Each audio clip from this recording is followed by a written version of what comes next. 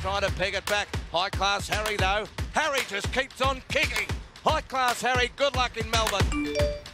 And then stick at it. Judder in front, getting weary, 75 to run. Has a margin though, and Judder's going to go down to the line and win by a length and a half to remember. Right off the track here, Skins coming home strongly, finishing right home over the top. Skins dashed up, grabbed the lead, and Skins races clear. Got to the front, Costello in front from She's Ideal. It's Costello clinging on, and Costello wins the Rosehill Gold Cup. G'day punters, welcome to the Sydney Review Show. We're going to be recapping the Golden Eagle meeting at Rosehill on Saturday. See how waterlogged Rob Scurry got. But we'll start with you, Mark Shean. The Golden Eagle, the race itself, what impression did you get from the spectacle of the 4-year-old? Well, the heavens opened just before this race, and they were all over the place at the finish. Colette, obviously a superior wet tracker. I had some doubts about her coming back to the 15, but a great training performance from James Cummings to, I think we were all on ice bath at the long odds and left lamenting once again. Absolutely. Mark Rhoden, the market over the concluding couple of minutes was pretty interesting with the Golden Eagle. It certainly was. I don't know how much in dollar terms has gone on ice bath, but it's a lot. It's, into the $6 range from, 26 when we mentioned it last Monday, into double figures, and then 10, then 8, and 6 at the jump time. It was a absolutely massive go. One of the horses that went the other way was the winner, Colette. That 10 out to, it was hard in the market all week, and then got out to double figures, then out to bet 14 on Betfair just before the jump. So there you go. Yep, hard trying to predict the market at the best of times sometimes. Oh, absolutely. Rob, your man Tommy Sherry, was he the highlight of the day for you? He's always the highlight for me, Tommy Sherry. And when he's got a heavy 9 or 10 to work with, that's just like from my mug punting days. That's an auto bet. Gun apprentice, heavy track. That's auto bet. He was a highlight. His ride on the C grade of Ilias, Morton's Fork, was something to behold. How that was bobbing at the 200, I'll never know. Yeah, exactly. Mark Shean, in terms of how the track played, how do you think it held up in the end, given that it was a heavy 400? I think early in the day you sort of had to be fairly handy and off the rail, but when that rain came just before the Golden Eagle, I think that race in the last, certainly the inside, was not the place to be. So I'd say up handy in the first couple of races and a little bit off the fence, and late though, well, it was just a ploughed paddock there at the death. Yep. Okay. We will be reviewing races 4, 5, 6, 7 and 8. We'll start with race 4, which was a benchmark 78 over the 1900. In terms of the speed, they've gone very fast for the class, 9.8 lengths fast to the 600. And good work by both Mark Shean and Mark Rhoden finding Archana there on the previous show. Rob, I'll start with you. Just run us through, probably some of these key chances you would have seen quite a few times. But just give us an overview of Archana amongst the rest of them. Well, Archana's a horse that I had a bit of a result on against Nimmerley at Canterbury, and I've seen it a couple of times. It's for a Waller horse who doesn't do typical Waller things. It gets a bit toey in the parade. I described it as at top Waller, which is not the kind of Waller horse I like to back. Plus, it was it was just getting a little bit hot, so I was happy to play around it. Unfortunately, I found the 6 and the 7 Navy Cross and Approach Discreet. So not a good race for me, but well done to the marks. Absolutely. Mark Shean, besides the performance of Archana, and obviously it's a fast-run race here, is there anything out of the race that you're happy to follow? Oh, not really. I think they'll just plot around in these benchmark races in the next couple of weeks. Navy Cross was on the quick backup, so he's probably getting a little bit fitter. So with that run under his belt, if he goes out to 2,000 or a little bit further even, Approach Discreet was off the bit a long way from home, but kept coming. Apart from that, no, I don't really want to follow anything. Kerwin's Lane probably had an excuse there, came back with a lot of debris after being scoped, so probably had an excuse for him, and back on a dry track probably helps. Sure. Mark Rhoden, we didn't preview this race on the previous show, but you did like Archana. Just run us through your thoughts going into the race. Yeah, it was to do with the track. Her form had been solid this time in.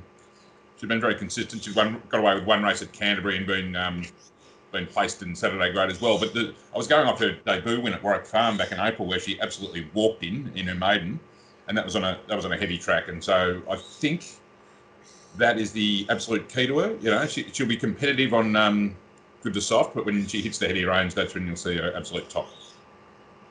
Okay, let's have a look at race 5. It was a benchmark 78 over 1,100 metres. Again, for the class, they've gone fast here, 4 lengths fast to the 600, and it was Switched who was able to hold off Hulk in the end. Rob, there was a few horses here resuming. Did anything really take your eye there in race 5? Oh, I saw Switched at Warwick Farm, a track I can never win at, and I let her go that day, and she seemed to have improved. She looked pretty forward that day, but she just to my eye, just her coat looked better. I don't know if she'd put on condition, but she just seemed better than she did the previous start. Drawn well, mapped well, so she was a bit of a bet for us. Your old girl or boy, Makura, didn't look. I left it out of the numbers. Couldn't have it. Walking around with the pony, sweating up, lightly framed. You know, wet track type. But you know, people are going to say that this is a horse to follow. Good run, yada yada. But I'll be likely taking it on. Mo's Crown looked forward enough, but a bit toey. And you know, I think maybe my Tommy Sherry blinkers are on a little bit with Black Magnum. But he did beat the Bopper the week before, so the form looked all right. The horse looked to be strong, relaxed. So he was a bet too. But yeah, a small win here, 3 kilo claimer on a heavy track with Louise Day, just getting it done. Mark Shean, a few of these look to be turn takers as well. But was there anything that took your eye out of race 5? No, Switch just got a good run. Hulk, I think when he got a bit of a check on heels there about the first turn, that just put him back one pair, and I think that's cost him the race for sure. It was an amazing run considering the pattern in the early stages of the day.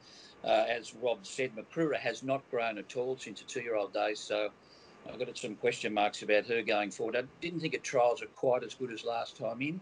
So, and she looked to be struggling a long way out here. Whether it was the ground or not, I'm not too sure, but yeah, I'd have a question mark over her next start as well. Sure. Mark Rhoden, you mentioned just before we started the show that you ended up with Hulk. Yeah, that was good. I think that's $17 or something at the death. That was good. That was the only reason I backed it. I just thought it got to silly odds. I didn't think it was a good thing by any means. And knocked off by Louise Day, who I've had a bit of a minus on for a while, but she's ridden a couple of Metro winners in the last week, so might be finding a bit of form at a good time of year for apprentices. That's interesting stuff about Makura, that she hasn't grown. You look at her form, I mean, it reads well. She won her first 3 starts, but her first 2 wins, I didn't think were anything special, and she actually surprised me when she improved with Jay McDonald on and won the transferred scone race. I think it was by far her best run, and the form around it was just fair. So, yeah, it just may be that she's not all that the market thinks she is, I think. Yep. One of those that might be just a 2-year-old and doesn't do much after that. Yeah. Good information there from Rob, though. Love it. Race 6 was the Rosehill Gold Cup over 2,000 metres. Costello defeated She's Ideal. Again, in terms of the speed, fast here for the class, 3.5 lengths fast to the 600. Rob, run us through some of these old stayers here in the Gold Cup. Well, Costello was the only one I couldn't have from the yard. He was the first one to get marked off, can't win. And he just was sweaty, wasn't walking properly. So it's just, you know, the great games, just you're never right. You never, you know, it's never as easy as you think. Woogok really well backed. He seemed to be holding his condition. Coat looked good. House of Cartier was in the numbers, but you know, I was just worried about her map position. Well, thanks to you guys, I was. Nimmerly, I thought she you know, she looks a bit like a wet tracker. She seemed to be at top. You know, I think my comment was today or never. Like, as in, if she doesn't do anything today, then she needs a spell. As she's getting a bit light. But her coat looked good, so I was definitely worried about her. And then the old C-grade Avilius Morton's Fork, he again took my eye, and you know, then I saw T Sherry on. It didn't rate too badly on our numbers, so he was a small each way play for us. And you know, I thought it was gone at the 600, so just to keep bobbing the way it did and loom to win, I was very exciting. Hats off my man Tommy Sherry. Jeepers creepers, what a ride! What a rider! When you refer to Morton's Fork as the C-grade Avilius, is it a backhanded compliment or is it actually a proper compliment? No, it's a proper compliment. Yeah. It's the biggest thing. It's got this sort of blacky brown coat, which is very similar to a Villiers, which is probably the closest thing. But he's you know, he looks every bit like a Saturday horse. He's a former Group 2 winner of the Sandown Guineas. But yeah, look, he's bobbing along. I'm not sure if the heavy track totally suits him. I think it'd be better on a slightly better track. But yeah, look, Turn Taker's here. House of Cartier will be a big price again, and maybe we can follow her.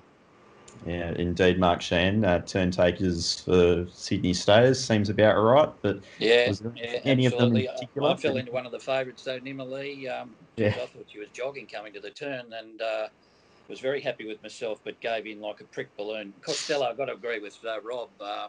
Look, he normally sweats up, but he was just an absolute mess there on Saturday. It was mind-boggling. He had some good runs on heavy tracks, but honestly, he really went to pieces. But he got the job done. She's Ideal again, drew horrifically.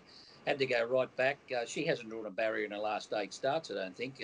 She's ended up right at the back every time. Another great run from her. So I don't know where they'll go with her. Maybe they'll take her to Melbourne for one of those long race, maybe even Sandown. I don't know. But, yeah, probably the less said about this race, the better.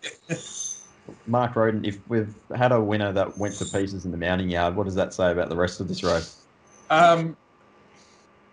It's actually gone okay for the class, I think.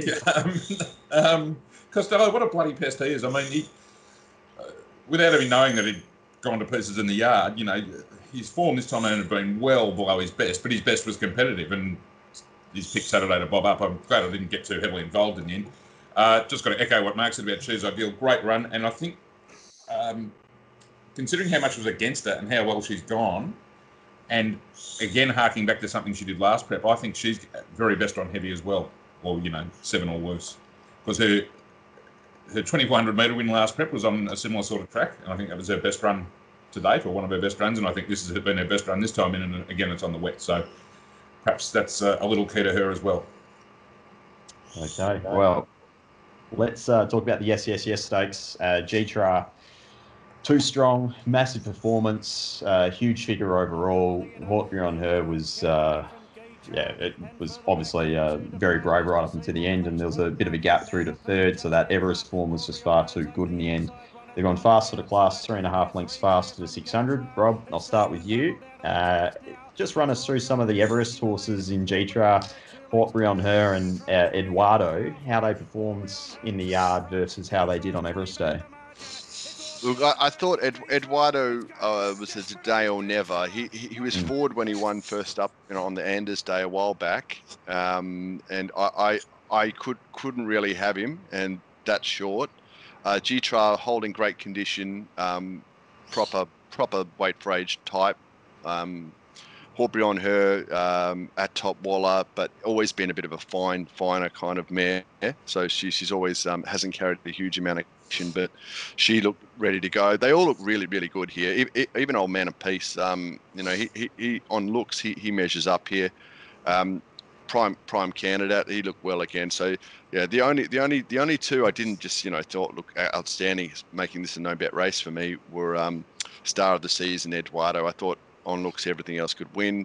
I couldn't work out who to back over G-Tra and Hawkbury on her, so I didn't bet. Mark Shean, obviously you found Hawkbury on her, I think it was, from memory. Yes, I was on her. Another second, lovely. Look, I just think she and Eduardo both over-raced badly here, and it actually cost Hawkbury on her the race. She wouldn't settle, and she did stay on the fence there, which I think was a no-go zone right on the road. Having said that, you can't take anything away from the winner. Hawkbury on her looked to be in a winning position when she shot away, and G-Tra just knuckled down and got her in the last few strides. But I just think she over-raced. Probably that Everest run may have taken a little bit out of her, and just being in the worst ground. But I think the 4 scratching certainly helped G-Tra there. We were talking on Thursday, barrier 13, where's he going to get to? Well, 4 came out of the race. Next minute he's running midfield in 5th spot, so it certainly helped him, the 4 scratchings. Is there anything in the beaten brigade you might be willing to follow? I mean, Star of the Seas has ended up running 5th here, beaten 3 lengths over, I guess, what was probably an unsuitable distance after his previous couple of starts. Look, I reckon Imaging, Mr. Seawolf, and also Star of the Seas are all probably heading towards the race at Kembla, the Gong. I'd say this was just a transition race for them. I think Imaging's going really well at the moment. Didn't have much luck at the top of the straight here. Was entitled to run on considering the bit of tempo up front, but I think he'll be much better suited when he gets over a mile. So if they get a bit of sting out of the track at Kembla, they're certainly in that race right up to their eyeballs. Mark Rhoden, another race where the market did some interesting things. I mean, GHR was around $2.80, $2.90 at 9 a.m. and has jumped $4.10 on the fair. Eduardo's gone the reverse, $7 into around that $4.78 starting price. Could you factor that in? Did you put it down to anything in the end? I can't explain how Eduardo got so short. Okay, so people are forgiving the Everest run because it went too hard, and he's a wet tracker, but he was up to 1,300. Leaders weren't winning. I found that a very strange move indeed. Enabled Guitra to get backable. I mean, Guitra has a performance level. You know, even on his off days, he goes to a level that was good enough to win this. He was going to be in this race regardless, and they let him drift out. Hawkeye on her, despite the things that were against her on Saturday, the over racing and probably the in the worst ground, she's still gone sensationally. I think that's the best run of her career. And she's had a little bit against it, which shows what a good run it is. But yeah, that Everest form was just way too good. And yes, I'm sorry, I can't help you with Eduardo. I mean, I know you do too, SP, in your analysis. I actually converted to a performance rating, so Eduardo's going to have a huge figure on that, but I don't know how much credence I'm going to give it next time I see him. Yep. I guess if you take out that second up performance in the Golden Pendant of Hawkeye on her, she's had a remarkably consistent career so far.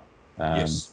So I guess was just beaten by a horse that's got a very, very big platform and a huge peak, as you said, in G-Trial. Yeah, and a sensational ride from Jay Colette from the gate. The scratchings did help, but the way he was able to slot in, one off with a trail midfield after only about 100 metres, that was very impressive. Well, speaking of Colette, the Golden Eagle, 1,500 metres, $1 trillion race for the 4-year-olds, and they've gone slow. They've gone 2.5 lengths slow to the 600. There's some very, very poor numbers here in the wash-up. A lot of these horses just were completely not suited, just given the general tempo and also, as you mentioned, the amount of rain that fell before the race. Rob, just describe to us what it was like in the yard pre-race for the Golden Eagle. Well, I'm standing there waiting for the horses. It's 10 minutes and they're still not in the yard, and it's about to rain. There's lightning in the background. It's just like, get them in, let's get it done. But yeah, there was about a 4-minute parade. So with 18 horses, it was pretty tough making this, another no bet race for me. Ice Bath looked great again. She was held her condition and walked around very professionally. Colette, she'd look finally fit. This is a horse my old man's got a love affair with. I think he just won on her in the Oaks or something. So I quickly text him to say she's running and, watch out for the 18. Anyway, so Bottega, well, again, All Saints Eve, she's a wet track type. Korea Dearest looked like to hold its condition. Brandenburg paraded the best I'd seen him. Superstorm, your one is a bit of a light thing, wet type. Emeralds, she doesn't go in the heavy track. The market knew that out. She went. Any others? Alligator Blood. What did he look like? He looked like he improved, but he's a chunky, strong type. So just on type, I just thought wet track, not for me. And he had no form on the wet. Flit looked like really well, and I've always said she's a bit of a wet track type, athletic kind of style of horse. So I don't know what's happened there. Maybe it's the barrier that beat her, or I haven't watched the replay. Why would I? I was on bloody Ice Bath at $26. Thank God I saved a little bit on Colette, but I gave up on Ice Bath at the 250 when he ran into that traffic jam. I thought it's gone, and I started to cheer Colette, and then it's ducked through. I think you run the race 10 times, she wins at 9. Really, just one of those things. My man couldn't get it done for me. Mark Shean, it was a messy race. It was it's a difficult replay to actually watch and to go through. can you find anything out of the race that you're keen to follow going forward? Yeah, I think it might have been a grand final for most of these. To tell you the truth, I think a lot of them will be going for a spell. So, no, not going forward. Dawn Passage was pretty good. I think he was out of his comfort zone on this sort of ground, and to race on the speed and be so wide and then take the lead, run down by two very good wet trackers. So. His was a very good run. Brandenburg probably ran the best he has this time in. He had a very deep run here and battled along quite well. But as I mentioned, I think most of them be going for a spell anyway. What do you make of Alligator Blood's preparation so far? I mean, he just didn't seem to reach any of the peaks that he did in previous preparations, but he was in slow races at the same time.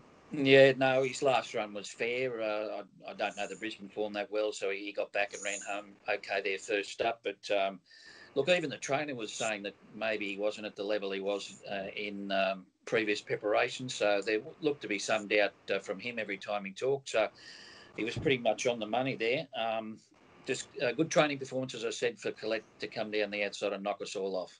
Yep. Mark, Rhoden, what are we doing in this race going forward? I mean, is it just an anomaly for the form guide in future races when we see them all next prep? Yeah, probably. Firstly, I'd like to say I'm really sorry I mentioned Ice Bath was $26 last week. I shouldn't have said anything that would have saved everyone some money, but... No, you should have. You should have. It was a great bet. Good. It wasn't a bad bet at 26, was it? No, a lot of forgive runs here. Ice Bath on wet is going to be competitive in anything on a heavy track, I think. That's the key to her. Probably end of prep, but what do they do with Creadiris in these starts? He's missed the start by about 4 lengths again on Saturday. It was a great run, wasn't it? Yeah, it was a really good run, but that's a worrying trait. You know, they've got to iron that out. But no, just in general, yeah, turned into a bit of a shambles. I was already on Ice Bath, had something on Funstar. My God, didn't she stop like that? Yeah, that was stopped as if shot. I think with her, I don't know how much longer her career is going to be, but she had a big win in the Farlap Stakes on a heavy track, I think it was, but that was just a farce of a race, so I think she's clearly not a wet tracker, I think you can say now. But, she's not a typical Waller Parader either. She, right. That's why I've been against her again. Yeah. She just doesn't do Waller things. 99% of Waller horses walk around relaxed with big condition. She gets up, she gets sweaty. She's lightly framed. So yeah, she's always one I'm taking on. Yeah, I fell into it because I thought she was, well placed at set weights, and she was in her best form. But she, to be honest, outside of the Epsom, she hasn't really been near her best at all this prep. So anyway, she made a mistake there. What do we make of the fact that really outside of Dawn Passage, most of those horses settling on speed really just did not find over the concluding stages? Well, I think Sierra Sue, who was on speed, had an excuse there. I think probably caught in the worst of the ground there in that race. So you could probably forgive her, but I think they were just all over the place there, Peter, with the rain falling and track really chopping out. I'll mention Superstorm. That horse still can't draw a gate, and it still keeps running well through the line. I believe it's going to be on a plane back to Perth, but whether or not he's had enough, I suspect Windstorm certainly has. But if Superstorm finds himself in one of those Perth races and he's got the ability to draw a gate, he might just be an absolute nightmare to get past because he's had a very luckless but outstanding prep so far. All right. Horses to follow. Mark Shean, do you have one or two from the entire meeting that you're really keen to follow next start? Didn't mind Ellsberg in race number 2. He's only having his second start. He's still very green, big heavy type, and I'm not really sure that this sort of going is to his liking. I think once he gets out over 1,600 metres and can actually get control in front, he'll be certainly a horse to follow. I think that was a very good effort at his second start, stepping up from a midweek maiden. And apart from that, no, that'll do me. I was a cat in the last. I don't think that was a very judicious ride. I can put it that way. I like that. It's very diplomatic. Mark, Rhoden for yourself. A couple of horses to follow. Just those two I mentioned. Just 3, in fact. Chenna, She's Ideal, and Ice Bath. I think you can label as best wet. Not hopeless on dry, but certainly very top wet. Same. I like the run of the winner in the Ellsberg race, actually, Enchanted Heart. I mean, probably because I was on it, but I thought that's one of the slowest run races you will ever see in town at that trip. And I actually was a little concerned that she was going to get out kicked because she had 60 kilos and the others all had 52. And I don't think it was a bad effort. I mean, she was box seat in a walk, so she was in the right spot, I suppose. But I think to be able to show that dash with a big weight on soft ground showed she's actually got a little bit of ability, I think. 18.7 lengths slow for the class, for the 600. Absolutely. That's a Mailbag Turtle Award, a Valium Award, isn't it? It is very much a Valium Award. Rob, couple for yourself to follow out of the yard? Mate, I've got not much here. I'm just following Mark Shean. Ellsberg, he's still got improvement in him.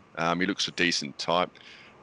Still kicking myself when I didn't back him first up at Warwick Farm and was on that Waller thing, which is actually going around tomorrow. Blinkers on tomorrow, Rob. I shouldn't be looking. Blinkers on tomorrow. 1400. Oh, well, look, she's still got a heap of condition. What's the name of that horse again, Mark, for the punters? Easy Far, isn't it? Oh, Easy Far, yeah. So Ellsberg beat Easy Far pretty easily. Iteration. But yeah, look, not much, mate. Tommy Sherry, follow him on these wet tracks. Yeah, I like it. So obviously a huge week ahead. Randwick tomorrow for Cup Day. Hawkesbury Thursday, then back to Rosehill on Saturday for the Hot Danish and the Golden Gift. Mark Shean, have you looked at any of the races coming up over the next few days? And if so, do you like anything? Melbourne Cup I've had a look at. That's about all. I had a look at the Melbourne meeting. I'm a surprise baby and Tiger Moth fan in the Cup. Had another look at last year's run. Surprise baby. Boy, wasn't that a run. Oh, don't mention the war.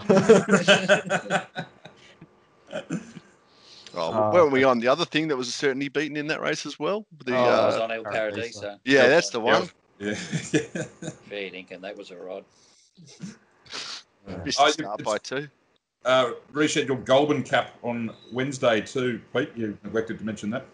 Well, my mistake. All right. I'm some chance of making it out tomorrow, thanks to James Allpress sending me a ticket. But with my name not on the ticket, I'm probably only 2 to 1 getting in. Well, you shouldn't have said that. Yeah, exactly. Oh, they're going to be looking out for you. Oh, yeah. I guess maybe. It's walking like I know what I'm doing. That's the key to it. No, don't wander around. You know, just what do they say? Don't ask for permission. Anyway, it's a narc's paradise, this COVID stuff. So, as I said, I'm about 2 to 1. Okay. Mark Rhoden, anything for yourself over the next few days worth of races, meetings? You have a Melbourne Cup thought? Surprise baby. Yeah, I'm a surprise baby in the Cup. Stack on, yeah. So I'll be looking at both of the 2 main New South Wales meetings tomorrow, Randwick and Kembla, then Goulburn Wednesday, Hawkesbury Ladies' Day at Hawkesbury on Thursday. Yep, all good stuff. Outstanding. Rob, for yourself, anything in the Cup? I like the Tiger Moth platform. They seem to go well every year. These nearly 3-year-olds, whatever they are, 4-year-olds that should be 3-year-olds. But nut to the Cup, mate. Not really interested. Yeah, like that. Just cobble together a few, exotics. You have to play one, surely. Oh yeah, look, I'll have a few. Exotics, exactly. A lot of mug money in the pool, so we'll be doing that. And how good could this? I think. Mark Lambourne said, how good could this Montefilia be? Trained by D. Payne. Is it the best horse in Australia? Look, I think he has improved a bit, hasn't he? He did have a bad fall in the Fernhill, though, and David did go on with him after that. So maybe his confidence was a little bit down after that nasty fall there as a 2-year-old. But boy, oh boy, to get him to a Melbourne Cup has certainly been a great effort, hasn't it? And he was a free sweater too, wasn't he, Rob? He was a mad sweater when he was in Sydney. He might have calmed down since he's gone to Melbourne. I'm not sure. Sorry, mate. I'm not sure which one you're talking about. I was talking about Montefilia. Oh, sorry. But we're mentioning Persan there. Sorry. Oh, Persan. Look, I can't remember exactly. Persan. Look, who knows what's going on with that David Fane stable? It's yeah.